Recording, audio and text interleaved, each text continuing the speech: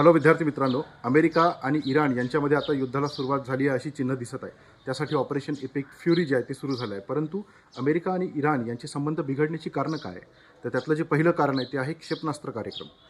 Iran जो आहे तो बॅलिस्टिक क्षेपणास्त्र बनवत आहे असा अमेरिकेचा आरोप आहे, जी डायरेक्ट अमेरिकेपर्यंत पोहोचू शकते. दुसरं अणु कार्यक्रम. इराण जो आहे तो अणुबॉम्ब बनवण्याचा प्रयत्न करत आहे. मध्य पूर्वेमध्ये फक्त इस्रायलकडे अणुबॉम्ब आहे. जर तो इराणकडे आला तर मग मात्र इस्रायलचं कठीण होऊन जाईल आणि अमेरिकेला सुद्धा असं वाटत नाही की इराणने अणुबॉम्ब बनवावा.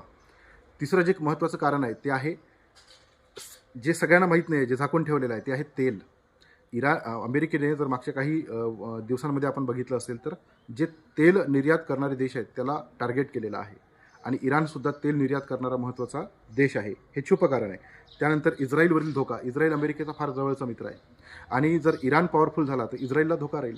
त्यामुळे इस्रायल आणि इराण हे दोघं मिळून इस्रायल आणि अमेरिका हे दोघं मिळून इराणला खिंडीत पकडण्याचा प्रयत्न करत आहेत, त्याला अस्थिर करण्याचा प्रयत्न करत आहेत. पण आता महत्त्वाचा प्रश्न असा निर्माण होतो की इराणला क्षेपणास्त्र तयार करण्याचा अधिकार नाही आहे का?